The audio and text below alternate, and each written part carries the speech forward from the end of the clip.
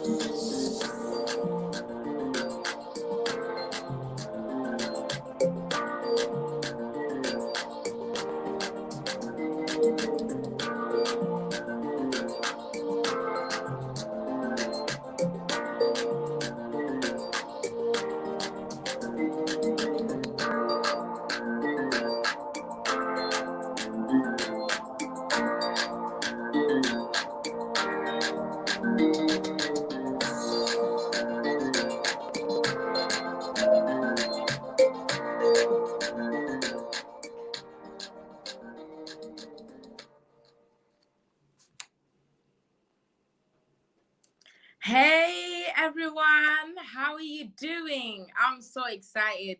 Oh my gosh, we're back here again this Sunday. This time it's a bit different. If you don't know already, welcome to Kudzi Talk Show. And of course, I'm your host, Kudzi. And I'm so excited just to even be here today to discuss this wonderful topic. Yes, I'm bringing something a bit different. You know me normally for interviewing people, but today we're actually going to be discussing quite an interesting topic, quite controversial as well, even through advertisement and promotion. I've already had a few people, giving their input and etc. and telling us what they think. So this is going to be quite interesting. So please feel free to comment. Please feel free to tune in. This is all about interaction. So let's just get straight into this. So welcome. I have been doing research on why children from African diaspora, families and communities are leaving their churches for Western churches. By that, I mean the churches that they either grew up in, that their parents actually attended.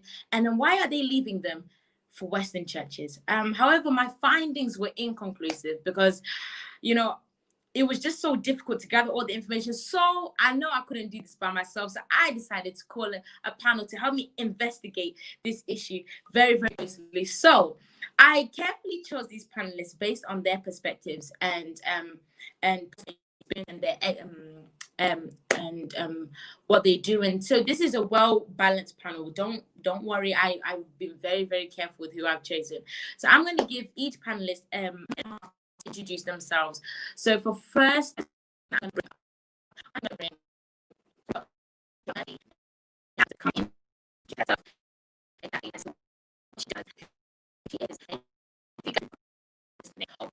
my first analyst. Hi everyone, my name is Mercy Nyawanza, some call me Dr. Nyawanza.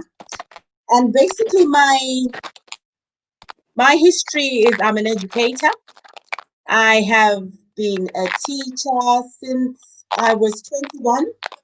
I hold a bachelor's degree in history and archaeology, and I taught in Zimbabwean schools for about 3 or 4 years before migrating to the UK.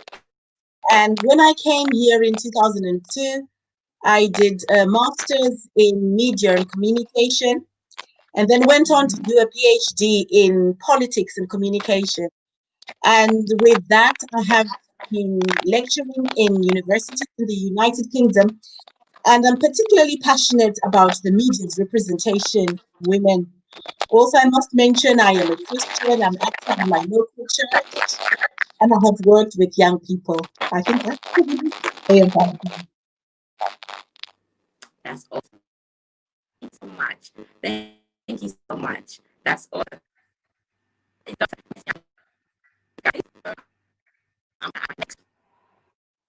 Next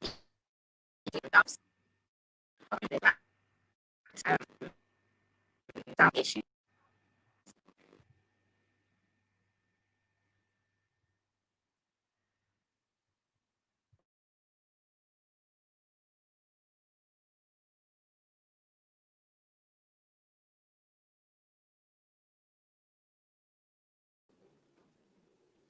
Is the sound better? I heard the sound was playing up. It's much better, yes? Yes, I can hear you now. Okay, that's much better. If for those that did not hear, is it okay if you could repeat yourself? Sorry, doctor. Apparently it was not clear. Okay. All right. My name is Dr. Mercy Nyawanza. A brief background. I'm an educator. I began teaching from the age of 21 after completing a Bachelor of Arts degree in history and archaeology. I taught for about 4 years in Zimbabwe before coming here to the United Kingdom, where I did a master's in media and communication at Coventry University. I then went on to do a PhD at the University of Liverpool in politics and communication, and since then have lectured in a number of universities in the United Kingdom in the area of media and communication. I'm particularly interested in the media's representation of women and really enjoy working with young people. That's I awesome. am Thank you also a so Christian. much. Yes, she is. Thank you so much. I'm gonna next list because if I think what you're doing, I think so we go down to this also. And one, yeah, it's missed it. Um, are you hearing me? Sorry, I'm struggling to hear you. You're not cut. But I'll introduce myself anyway. My name is Benjamin Hamandike, and I am a Christian. I'm a young person, as you can see. I don't really have much of a big CV as the wonderful doctor here, but I am a law graduate, and I'm also I've got a master's in strategy and international business. I also lead an organization called Emerge Now, focused on empowering the now and next generation of young leaders. Yeah, that's pretty much me. And also, I work with a charity called Active Horizons, also empowering young Black people, especially in London. I'm in charge of their digital strategy and digital youth work. And I'm really passionate about young people. I'm also involved in church youth leadership as well. That's me.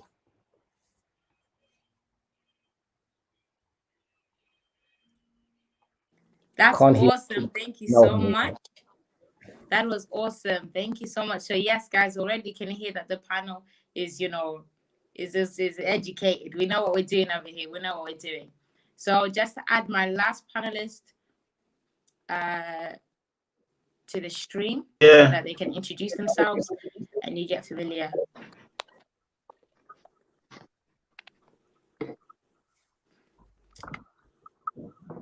There we go.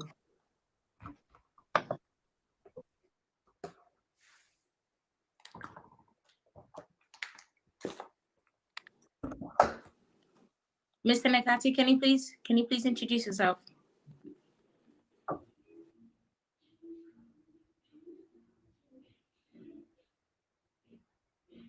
I'm not sure. I can't seem to hear you, sir.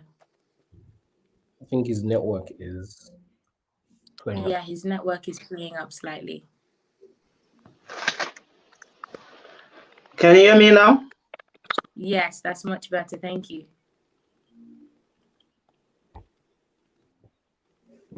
Yes. Can you hear me now? Yes. Okay, thank you. Right. Yeah, I'm Pastor Sam from Lincoln, AFM Lincoln. I'm the resident pastor of Apostolic Faith Mission in Lincoln. I hold an advanced diploma in Christian ministry, and I also have a BA in theology and biblical studies with Chester University. I successfully completed my master's in practical theology in September, and I'm waiting for my graduation maybe sometime in March. Yeah, as far as my experience, working with young people is concerned, I've been a youth leader for, for quite some time. I've been involved with youth ministry for almost 2 decades. I'm the founder and the visionary of Purpose Youth Movement. It is an interdenominational and a cross-cultural youth movement whose mission is to empower and equip the second generation. This movement affords young people a platform where they can come together and share ideas of their preferable future. It is a transitional platform where the baton can be intentionally handed over to the next generation. Yeah, that's me. I'll leave it there. Thank you so much. Thank you very much. So I hope everyone's feeling a bit comfortable now. I'm hoping that also you audience, you know that you it's going to be in safe hands, this topic. Don't worry about it. So the topic of today is basically we're going to be discussing why is the second generation leaving African diaspora for Western churches. So the target audience for this, I will say, is the diaspora community. It will resonate with you more. You will understand it more. However, feel free to send this to anybody to tune in so that we can all just be educated. But of course, this will resonate more with the diaspora community, especially those that are that are Christians or in some sort of faith where they're experiencing this. And our discussion is going to be very balanced. We're going to not only just be talking about how African diaspora children are leaving, but also this issue also happens as well in the Western churches as well. So this is something that is experienced mainly in the Christian kind of predominantly in Christian circles. So let's just get straight into it. I'd like to welcome my viewers. Thank you so much for tuning in. Make sure that you save this live. Make sure that you share this live. Make sure that you comment. Make sure that you interact with us. It will really help. If you want to tell us where you're listening from, go ahead. So let's go straight into it. So the second generation of African diaspora Pentecostals can be described as those children who are born and bred in Britain, or those who came to Britain before they reached the age of 16 years old. The rise of the second generation is unavoidably creating tension between the two groups. And these tensions are intricately linked to cultural thoughtlessness. Let's go into our first question. Okay, feel free to answer this, but let's start with Dr. Mercy Nyawanza. So what are the main reasons why the second generation is leaving the church? Some have not left the church yet, but showing that they are interested in either leaving or they're not even interested in the churches, that they're traditional churches right now. So what would you say are the main reasons? Well, Kudzi, thank you very much. I think as someone, as a first generation migrant myself, when I came to the United Kingdom, I was just about 25. And so I was kind of at that age where we see young people leaving church when I left Zimbabwe. And I remember between the ages of sort of 18 when you would go to university and 22, 23 when you finish, you know, we had this desire to explore. And I'm one person who actually left their traditional church. I was raised Catholic, and then I moved to Pentecostal churches. And I kind of think that the issues I had then could possibly be the same reasons why young people are leaving the church. And really, it's about it being a rite of passage. You know, when you break free from your parents, you leave home, you go to university, all of a sudden you have this much freedom. You can wake up on a Sunday morning and decide where you are headed to. And I would argue that most of the young people who leave our churches probably only do so when they go to university or to college, or they move to another city and start working. They no longer have to go to the church of the parents. And I think that's the first thing that happens. You know, there can then be other reasons. You know, when they visit a new church, then they find probably it's more engaging, or they like it more, or they make friends there. But I think really it is a rite of passage. You go through this phase in your life where you just want to fly the nest and explore and see what's out there. I like that response. I like that. There was a bit of an anecdote in that. I like that. Thank you so much. We'll go to Mr. Benjamin Hamandishe. What's your take, sir? Yes, I think today's generation, they want something more than just the worship experience or the religious experience. I think young people who are more, for lack of a better word, woke or more exposed to the outside world, they're trying to think what benefit is the church giving to me besides just spiritual nourishment, because other churches are offering services more than spiritual nourishment. We see lots of churches engaging the community. We see lots of churches offering career advice, relationship advice. So if you go to your church and they're not offering anything beyond the religious experience, I think the natural response to that is to look for better options elsewhere. So I think sometimes churches are not offering people self-interest, and because of that, young people leave elsewhere. In other churches or traditional churches, young people often feel like there's a disconnect between churches that were started by the first generation, and it's not meeting their needs. I believe that the gospel should always be contextualized to the needs of the society of the people. If you see, for example, in the New Testament, Jesus preached in parables or taught in parables. Now, parables were what people were used to in the Jewish community society at that time. Just like from Zimbabwe, when we say ngano in our culture, right? If you're Zimbabwe, you know what ngano is. So that's what parables were to the Jewish people, because it was relevant. Today, you wouldn't use ngano or parables. What's more relevant to us is probably social media gossip, or we're talking of cinematography, movies. So if you want to convey a message, if you put it in a movie, that's what Jesus would have done. I remember someone saying that if Jesus lived in our day and age, he wouldn't use parables, he would use films in Hollywood, because that's the most powerful tool of communicating messages.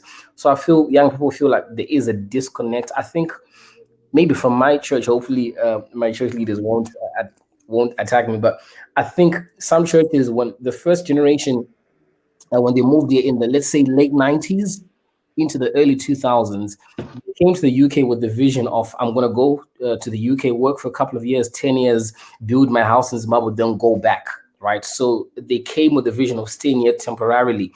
And the church they created was a temporary church. There was no permanent vision, because they had no permanent vision for themselves. So they couldn't have a permanent vision for the church. It was a service, it was a church and institution just to serve them temporarily, then they'll go back to Africa. But unfortunately, those people who intended to stay for a couple of years have now stayed forever, and some have become citizens. And the kids who they gave birth to in this country are now the young people and the adults of today. And unfortunately, we've been passed on a church that was not created for us. We were just born into this church. So there is that dichotomy there. I think it's personal interest and a church that was not built for this generation, unfortunately. That's very, yeah, I know that one is gonna, I'm gonna, that one. Pastor Sam, would you like to come in? Can you hear me? Pastor Sam? I think his network is playing up slightly. It's okay. When he's gotten that sorted, we'll continue with that question. Hello? Oh, can you hear me yes, now? yeah, thank you. Can you hear me? My network is playing up. Okay, it's okay. Can you hear me, Kudzi? Yes. Yeah, I can hear you. Can you hear me? Yes. Can you hear me? Yes.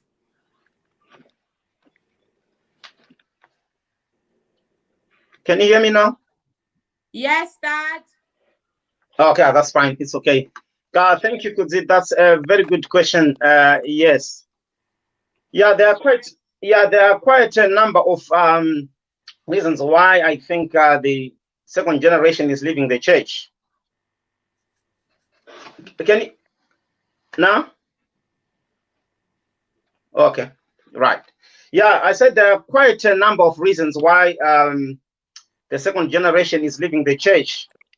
But may I make it clear from right from onset that I think I'll be more inclined to the push factors than the pull factors. Based on my personal experiences and my also theological understanding and also the biblical perspective on the subject matter. But I would say mainly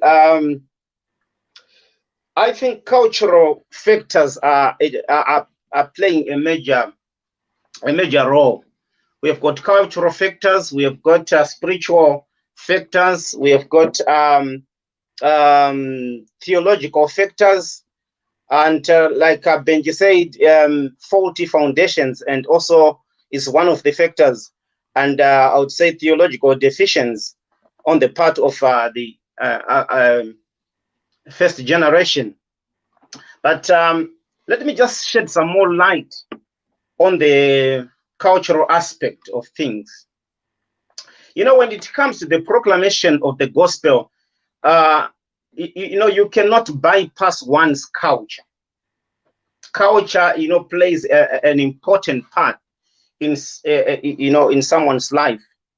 And here we have a generation that we do not seem to understand, even as the first generation. They, this generation is often referred to as the third culture, or called the third culture kids. So there's a culture that is at play in the lives of these young people that the first generation needs to understand.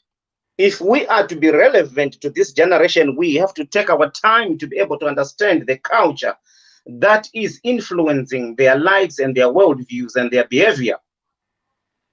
So it will be very difficult for us to be able to try and even reach out to the natives when we cannot even reach out to our own children and be relevant to our own children.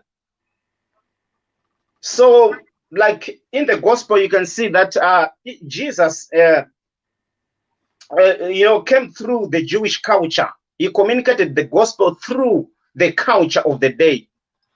And now, when it comes to the second generation, I feel for them because they are often misunderstood. These guys, the reason why they are called the third culture kids is because they are swinging or floating between cultures. They don't have their culture, their own culture. For example, those that are born here, like Kudzi described, you know, in her opening remarks, when they are with their British, you know, friends, they are not perceived as British. And when they go to Africa, they're not perceived as Africans. They don't feel at home in Africa. They don't see them as Africans. They see them as British. So these guys, they are neither British, they are neither Africans.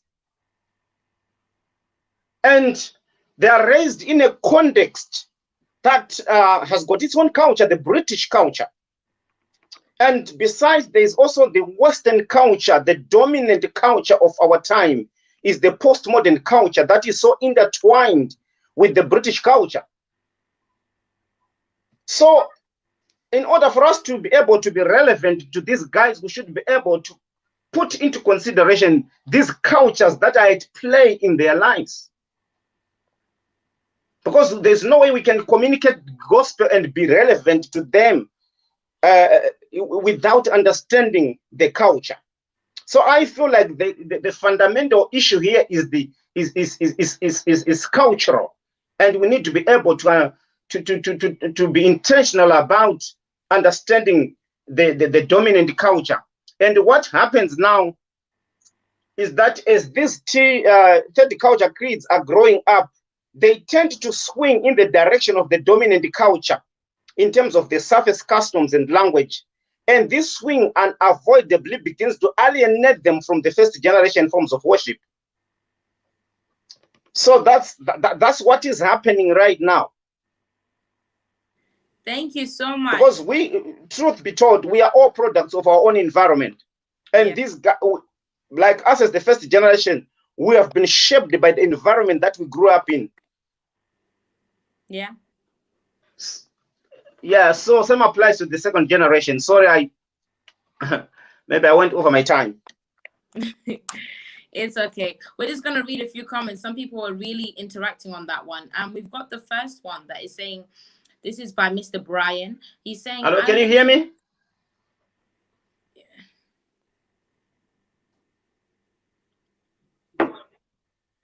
Mr. Brian says, I want to believe that this is not about exploration. Because I never did depart from a Western church, from one Methodist to another Methodist church. This is by one of our viewers. Another said, this is by Miss Charity. She's saying, absolutely, popular culture is important in conveying the gospel.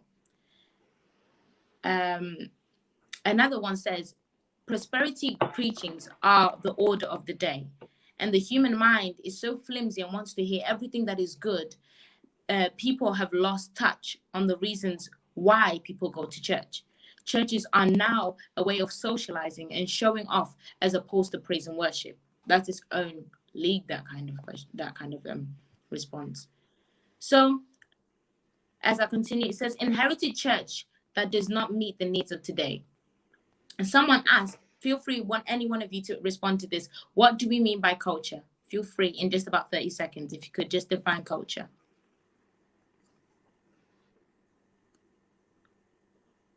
Anyone?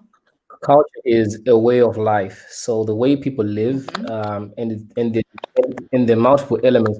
There's language, there is food, there's society, there's social constructs.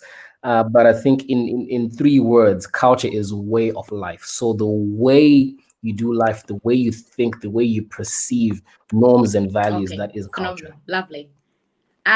Someone asked, develop and improve what you already have would be helpful. Don't you agree? So they're saying basically what we have already. Do you not think that if we just kind of revisit it, revise it, improve it, develop it, and maybe modernize it, do you think that could be what we could do instead of trying to start anew or, have them leave the churches? What we have already, could we try and improve that? Yeah, I agree. Pastor Sam said, I agree. I agree and disagree, but I'll let Doctor speak and then I'll jump in again. Very interesting. I just want to say something before we come down too hard on the second diaspora generation leaving our traditional churches.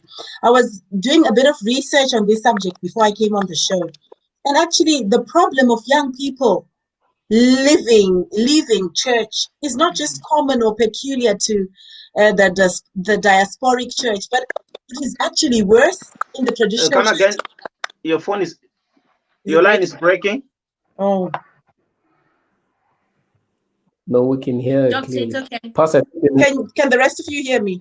Yeah. Yes, we can. Okay. So I'm saying the problem of young people leaving their traditional churches is not just specific or confined to the migrant church community. It is actually worse in the local traditional churches like Church of England or Roman Catholic, the larger churches. And there are many reasons for this. And I believe that whilst they might not all be relevant to second generation migrants, I think they do have a bearing as well on why young people feel they need to leave. And one of the reasons is young people feel that the church does not engage with the issues that are really important to them. I think young Benjamin mentioned this earlier, that the church is very insular. It's concerned with certain topics. And, in the topics that are out there in the real world, the church is sort of silent about them. And so a lot of young people, not just second generation migrants, a lot of young people, actually, the research I was reading was saying 2/3 of young people actually identify as having no religion, specifically between the ages of 17 to 22. So that's usually the age range for going to university. So I think it's not just a problem that's confined to second generation migrants, but young people across the board there is a disconnect, a sense of being disconnected with the church. Okay, that's good. Oh, yeah, If I can jump in there.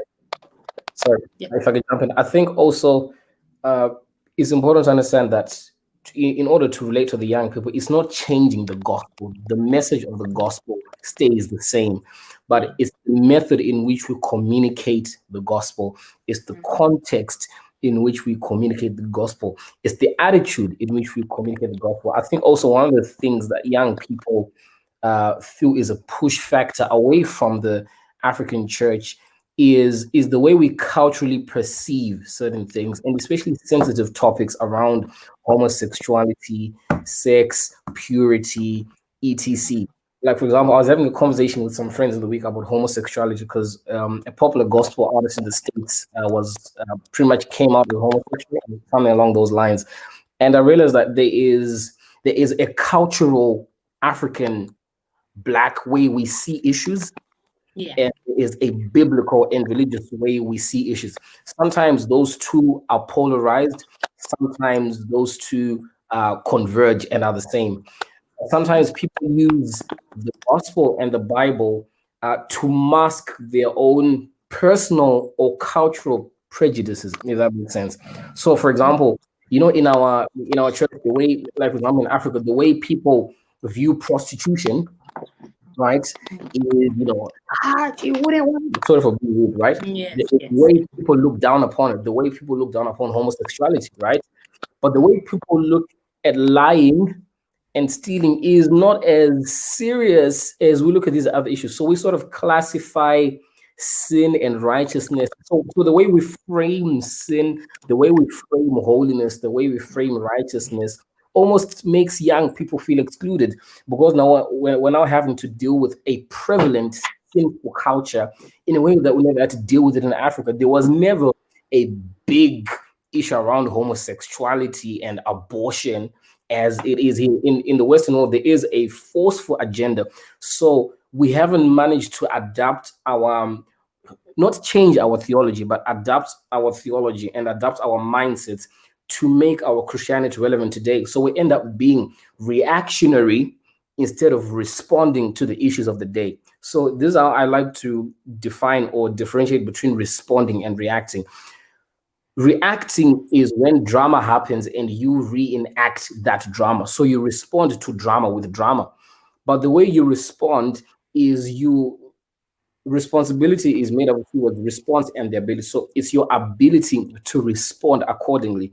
Sometimes we're not as sensitive as we ought to be. So it's not us changing the gospel. It's just us being culturally sensitive in the way we present the gospel without changing our values. So I think people haven't failed to, if you read in the Bible, remember before the Israelites took over, was it the land of Canaan?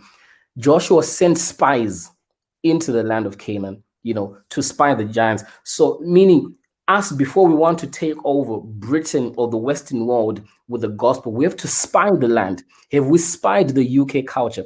Have we spied the UK context? Have we seen the giants we ought to take down and study them? Right? Some of us, I think, like, people have gone into the land without spying the giants that are there. And then when you encounter those giants, you're not prepared. So I think there is an importance for pastors and churches and ministers to really study the context they are ministering, and make sure that their message is not changed, but is framed around the gospel. The same way Jesus used parables. If you see, Jesus used parables to do with agriculture. You hear of the parable of the sower, because agriculture was the business of the day. We hear of Jesus calling his disciples fishers of men, because his disciples were fishermen. So have we made our gospel relevant enough, keeping the essence but just changing the packaging? I think that's what we need to do. I like that. Oh my gosh, I really wish you could see the comments. People are writing paragraphs upon paragraphs. I feel like we're not even going to exhaust everything today, because I feel so guilty not being able to read out these really, really good responses. But if time permits us, we'll go over them again. So I like the way you said that. I remember I heard one worshiper say that with the second generation, it's really a matter of, not changing the standard, because Jesus is the standard. It's just the approach. It's just our strategy, just to change that to, cater to them. Kind of, we're not trying to, dilute the word. We're not trying to compromise the word. The word will remain the same. Jesus will remain the standard, but it's how we get there and how we try to convey that message is what matters. And like you said, some topics that are very touchy, such as homosexuality, such as sex, these are topics that can even offend the young people because of where they've heard the church stand with that. Because we just go straight with the whole, you can't do this, you can't do this, you can't do this. Sometimes they don't know why. They need some reasons why. They need to understand where you're coming from. So I completely agree with that, with what Dr. Mercy said at the start when she was talking about freedom and how, me, somebody, as I'll just give my personal experience. Currently, I'm, applying for university. I'm in my last year of sixth form. And that's the stage where I can choose whether I want to leave home or stay home. And in that choice, I also have to, because I'm somebody who, I value church so much. Church is all I know. Church is all I breathe. I just love church. This is where I know that if I'm in a safe space, if I'm in a good church, then I know that I need somewhere where I can grow spiritually. And I said, if I do leave my city where my church is right now, where am I going? And how about if I don't like that church? Do I end up stop going to church? I have got countless of brothers and sisters who have completely left the faith because of their church, the churches that are there and the way that they've approached them. I remember one young lady, she went to a church, and when she got there, she was immediately turned away because of her outfit. Imagine going to a church you've never been before, and because of her outfit, she was told to leave the church. Those small things are things that we need to try and address already, because this is also a factor why the young people are turning away. So since then, she's never gone back to the faith. Since then, she's currently on the search of a new church, but that's not even her main priority. And it's small things like that. So I 100% agree with the whole freedom thing, where it's like, you have freedom. Do I leave the church? Okay, let me go and find a different church. Then that church isn't welcoming. There's some things that are being carried on. And then eventually it just leads to spiral where they just completely leave the faith as a whole. I love that. And then with what Benjamin said regarding the parables to me, I was always taught by my pastor that parables are earthly stories with a heavenly meaning. And by earthly stories are things that relate to me and you every day, things that we've experienced, things that we've seen, things that are relatable, but then of course with the heavenly meaning, just for it to, back its case. So I 110% agree with when you said that sometimes the church is not providing the young people with the relevant stuff.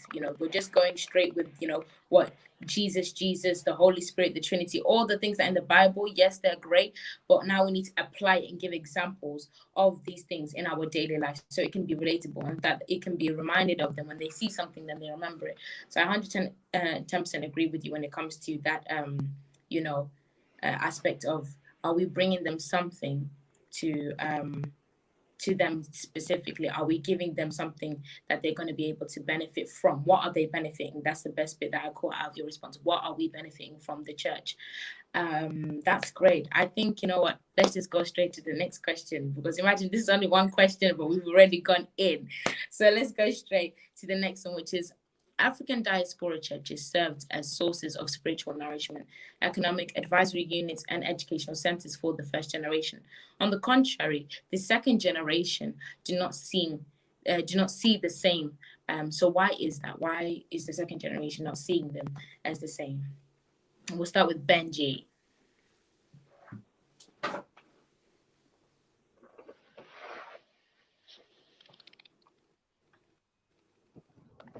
Sorry, could you repeat the question again? The question, yeah. African diaspora churches served as sources of spiritual nourishment, economic advisory units, and educational centers for the first generation.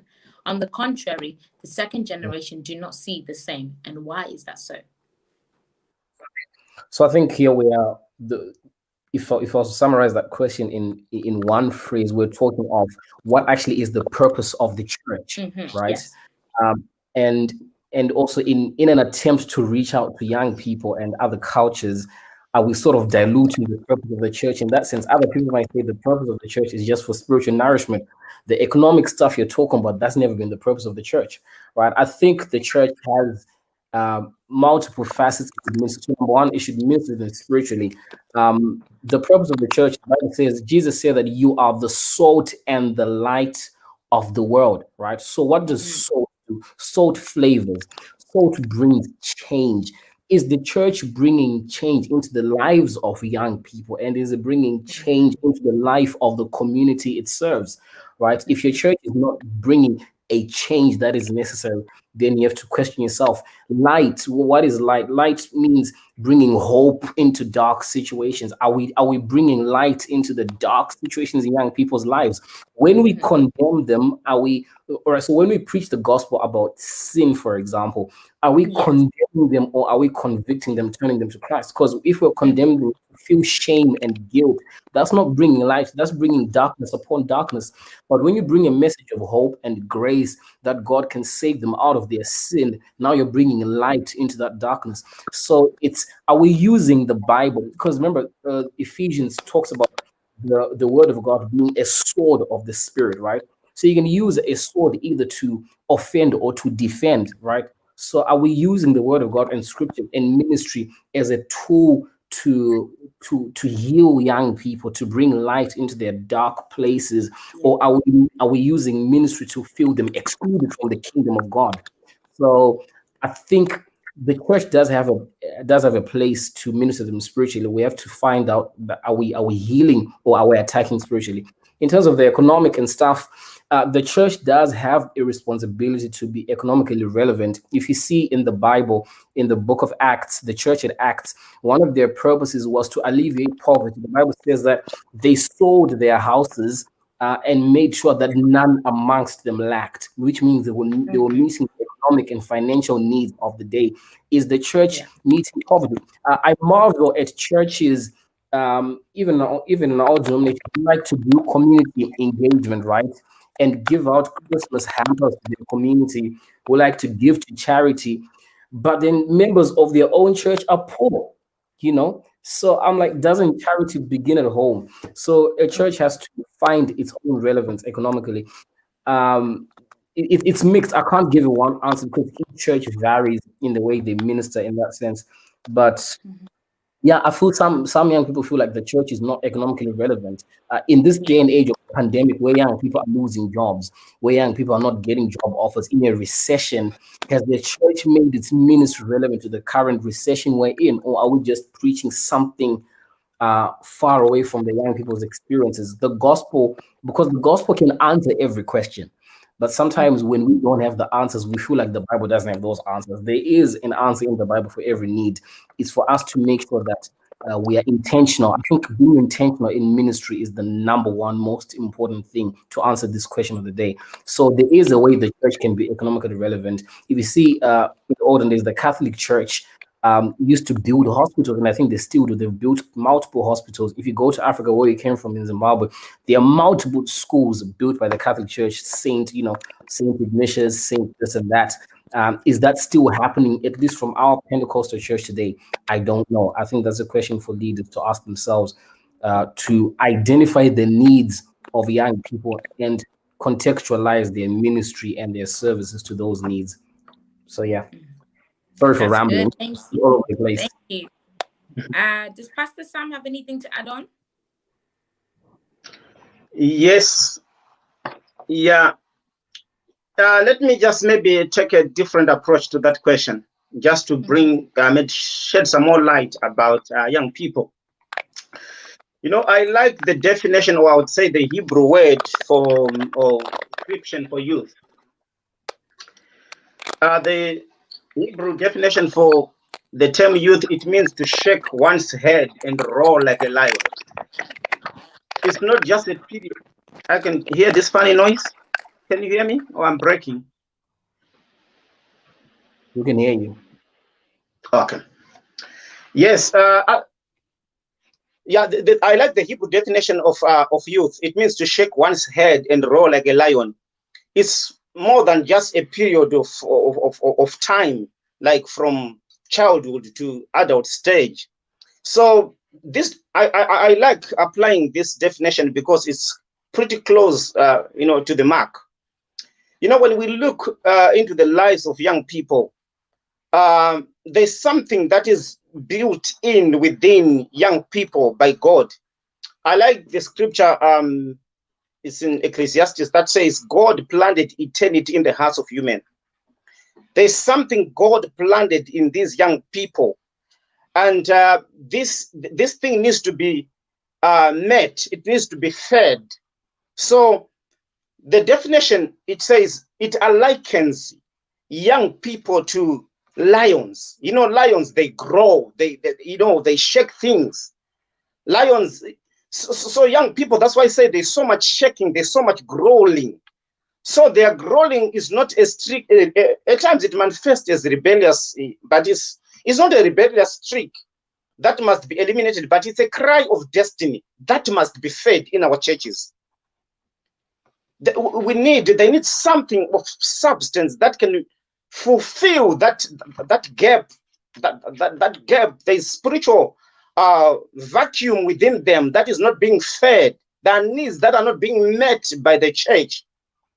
So that's the reason why these the young people have concluded that the churches have nothing of substance to offer, and they look elsewhere to satisfy their hunger. So we need maybe to look into these things, that to sit down as a church and say, what is it that we can offer? Something of substance. One thing that I've realized in the years I've worked with the young people is that young people do not respond to rules and a list of do's and don'ts. Young people respond to visions, they respond to dreams, they respond to purpose. Now, this is the approach that we need now, you know, when it comes to ministering to the young people. So we need to be able to meet the needs that cry within them. So that would be my response, that we would need to identify the needs, whether it's spiritual, whether it's economical. We should be able to meet the needs of the young people as a church. That's good. Thank you so much, sir. Doctor, do you have anything to add on? Can you hear me? Yes. I just want to add to that question. Okay. Sorry. You know, when you look at the migrant church community in the UK, it is fairly young. Most churches that have a background of having been planted by migrants are probably 30 years or less. So 30 years old or less. And so you notice that the age gap that church is catering for is very restricted. Most of the adults in those churches are 65 years and under. And so they're still economically active. So you will find that within the church hierarchy or within the church setup, you tend to have older generation migrants running the churches. And they still, because they are migrants, they haven't been here long enough, they're probably not as settled as they should be. And so church activities, the educational provisions, the economic activities of the church are centered around the needs of that older generation that is still economically active. But at the same time, we have within the church a growing number of young people who were probably born in these churches, and then all of a sudden find that, when they come to an age, maybe from the age of 16, suddenly they don't identify with what's going on in church. They feel excluded. They feel not engaged because the activities are centered around meeting the needs of the first generation migrant, who is still probably a majority in the churches. But we have this upcoming majority of young people. And so what I noticed is very interesting about young people when they move away from these diasporic churches. They're not necessarily moving to mainline Western churches. They are moving to other Pentecostal churches. They can be Nigerian, they can be Western, whatever. But if you go, I've had an opportunity to visit one of these churches when we visited friends. And I was struck by the number of young people in those churches. The church is run by young people. And so obviously, because the leadership there is younger, they are able to appeal. There is an appeal, an instant appeal. I took my daughters with me, and immediately someone picked them up right from the door. There were activities centered around young people. I didn't see my kids until the end of church. And when I came back, when we met together, they were telling me about what they had done. And even the other people who were within the main service, they were young people as well. And there was so much involvement. And someone was telling me, for example, that the worship team has about, I think, 100 youth in the worship team, and they all get a chance to minister on a rota basis. So you minister every second week or every third week of the month. So there is a rota. And there is a sense of belonging because they are useful. They don't just sit. They are not an afterthought. When we think, oh, what are we going to do with the young people? Let's give them one Sunday in a quarter or one Sunday in a year. There is active participation of the young people in these other churches where most of our young people are going to. So I think the church needs to be able to adapt to the needs of this upcoming young generation that will soon either leave or just disappear. Yeah. Yes.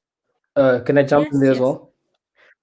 Just to touch on what you mentioned, Doctor, around uh, the needs of the first generation of immigrants, because with this same discussion at our local church sometime last year, because we have an annual youth Sunday and we had a similar discussion, and kids were asking, why are our parents just pushing us towards doing nursing and care and health related jobs when we have other ambitions outside of health and want to get into corporate world, politics, etc.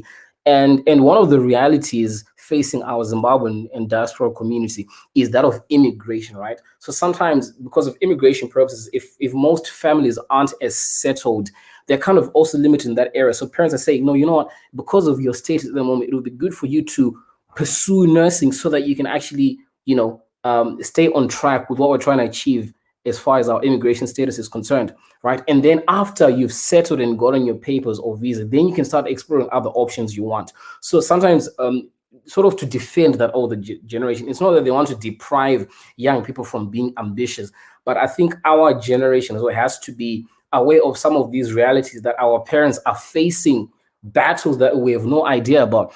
Or our job is to just have Sky and Wi-Fi and eat and and have we don't understand the struggle for having immigration. We don't understand the struggles of asylum seeking. It's our parents who do that for us.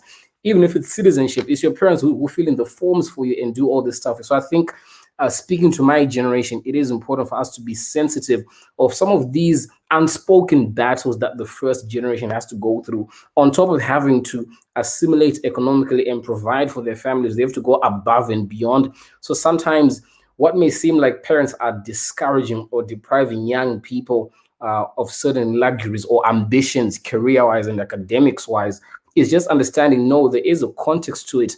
Because even if you consider yourself British by citizenship or by birth, society will never always consider you British. I don't know if you've seen when you're filling out forms, you're always asked, are you British? Are you Black British? Are you Black Caribbean British? Are you Black African British? Are you Asian British? So even if you consider yourself a citizen, you're still considered a foreigner, despite acquiring a citizenship and being here for more than 10 years.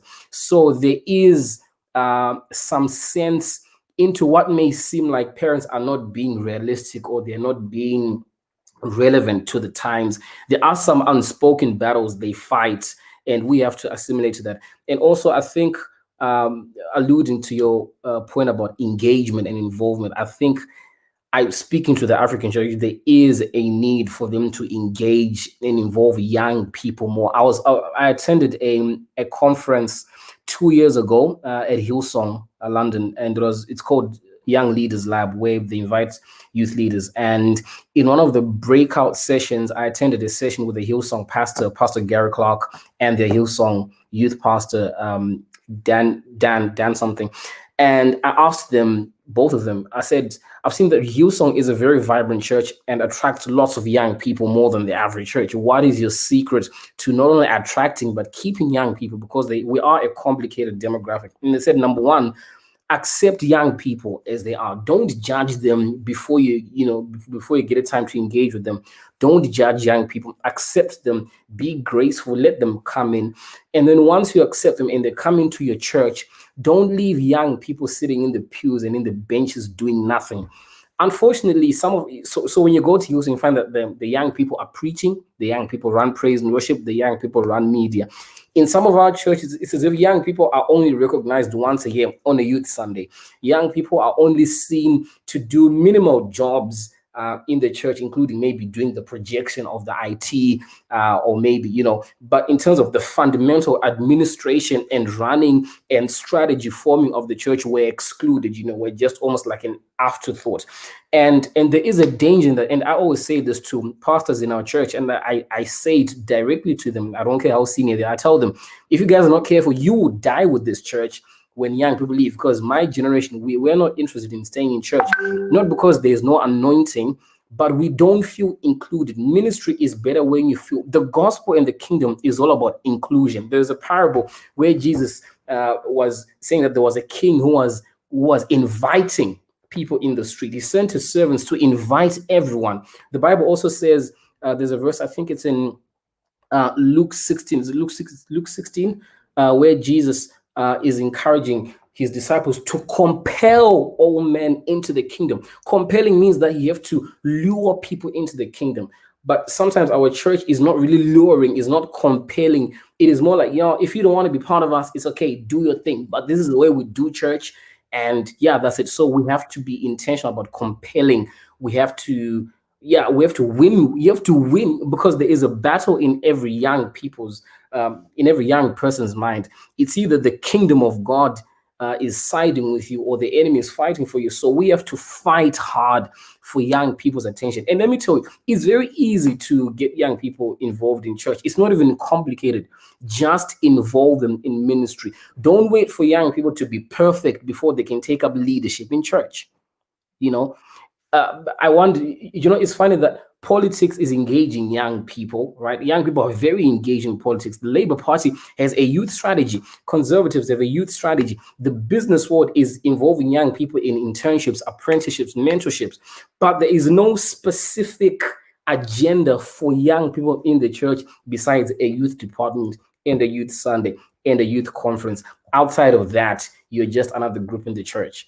I don't think ministries would thrive around that. You have to be very, very intentional in engaging young people.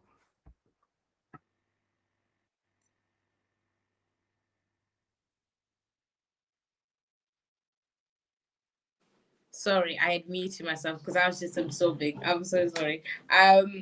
Thank you so much. Those are the comments are really responding to what you just said. So this is very eye-opening, very enlightening. I love to see the different views as well as engagement of each other. So that's good. I think Pastor Sam is going to join shortly.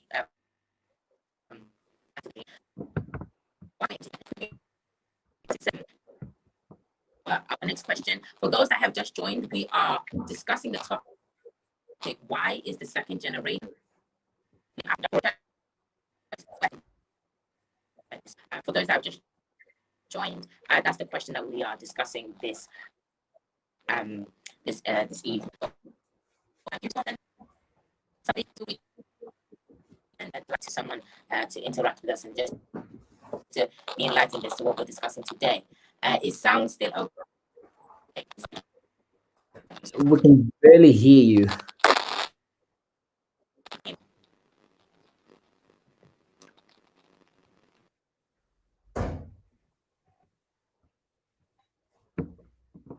Okay, I think we'll wait for Kudzi to rejoin.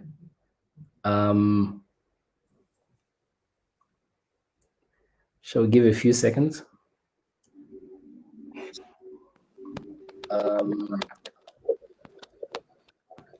Can you hear me now? Better? Yeah, much better. Yes, I'm so sorry. I think something was playing with the audio. I'm so sorry.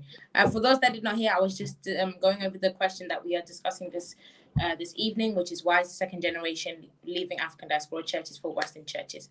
Now, our next question, I hope hopefully Pastor Sam is back in, is significantly for most of the second generation, culture is not defined. We've discussed this a little bit about culture, so we'll just probably ask one of you to respond to this. But culture is not defined by their parental heritage, but by their contemporary way of life and their beliefs.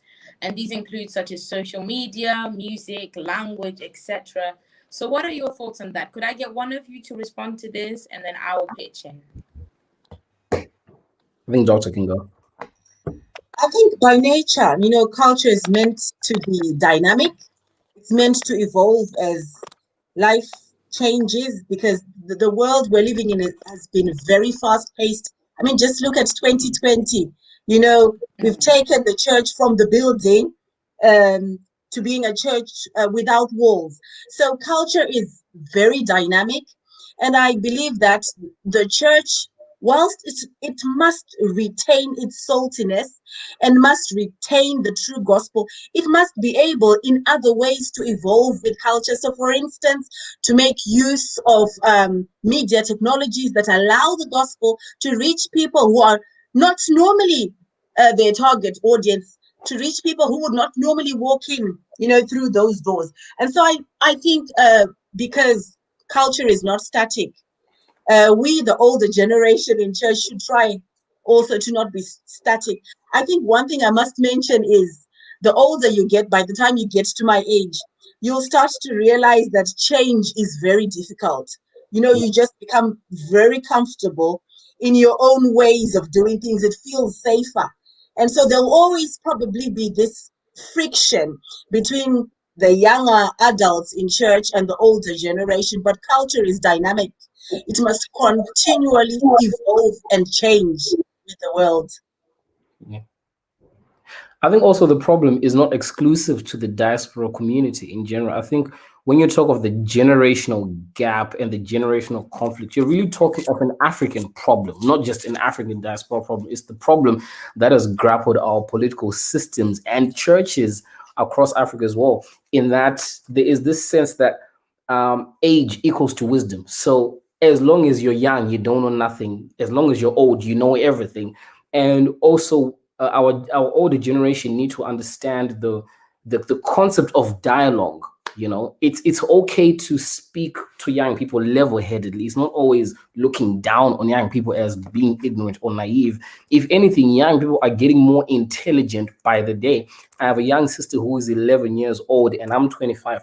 There's certain things that she knows about apps and iPhones that I don't know about. So I have to be humble enough to get her to help me get to where I want to get to without thinking that I know everything. Because knowledge and education differs. Academic education does not amount to knowledge. Education has now gone beyond academics, has gone beyond age. So I think it should be a willingness by our older leaders, by our church, I don't want to say church fathers, but for lack of a better word, by our church leaders to say, okay, young people, we have the essence of the gospel, but you have the methods to reach your generation. How can we work together and collaborate instead of excluding each other? So I think that generational gap, it's really an issue of an attitude, really. If leaders have the attitude of wanting to learn, they'll actually see ministry and youth ministry in particular thriving. It's really all about learning. Leaders are learners. If you are a leader and you stop learning, you cease to become a leader. You're just an individual occupying a position of power, but you actually have no influence. People actually have no respect for you. If you're a leader, young people have to be rushing to work with you.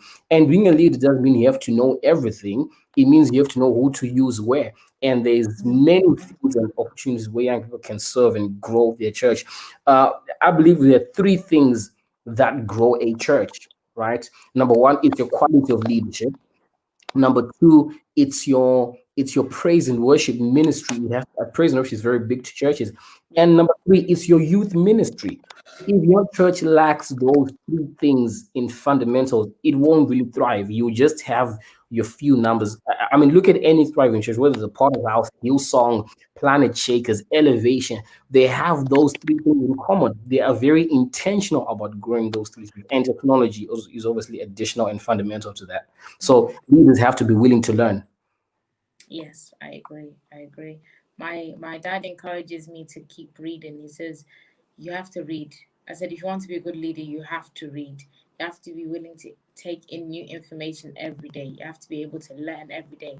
As he said, if you stop reading, if you stop trying to gain new knowledge about leadership and the generation that you want to lead and the people you want to lead, you're just simply just assuming that position. You just sat there and you're not actually effecting any change. So I 110% agree with that. Unfortunately, and I mean unfortunately, we've gone over our hour. So I'm just going to ask one question and then your final concluding remarks, and then we would have come to the end of our discussion. I would love to continue this another time, but for now, I will ask my final question of the night. Is there any hope of finding the cultural bridge between these generations? Doctor? Thank you. I think there is. I think there is hope. I was looking at research before I came on the show, and the research suggests that young people usually will leave church for a year and then come back. Because sometimes the reality is, even in those engaging churches, they don't quite fit in. Because those churches were created for a specific group of people or a specific group of migrants, maybe from Australia or from, I don't know, any other country. And so there is hope. But the thing is about realizing the talent we have in young people and giving young people opportunities to serve in those areas that they are gifted. I believe that when we come to church, we are a body, and each part is as important as the other. And so if we can just realize that and allow young people to serve and to make use of their gifts, I believe that our churches will survive. Wonderful. Benji, please, can you go on? And Yeah, answer for me, please. the Bible says in First Chronicles 12, the Bible says that the sons of Issachar were wiser in their. The sons of Issachar understood the times. Jesus also said that the sons of this world are much wiser in their generation than the sons of light, meaning that for you to have thriving ministry, you have to be relevant to your times. And how to be relevant? To be relevant, you don't need to know everything. You have to be willing to listen and be willing to learn and be willing to engage young people. So I implore our church leaders, whatever denomination, whether the Catholic, the Methodist, the AFM, Zioja, whatever church you belong to, engage your young people, even at the highest level of leadership. Don't just see your young people as a small group to give them one Sunday a year. Engage them. How do you think we can take this church forward? How can we make our churches more multicultural? And just be willing to learn. Don't be condescending. But young people are more intelligent than you can ever think or imagine. So I think involve and engage young people in your ministries to thrive. And yeah.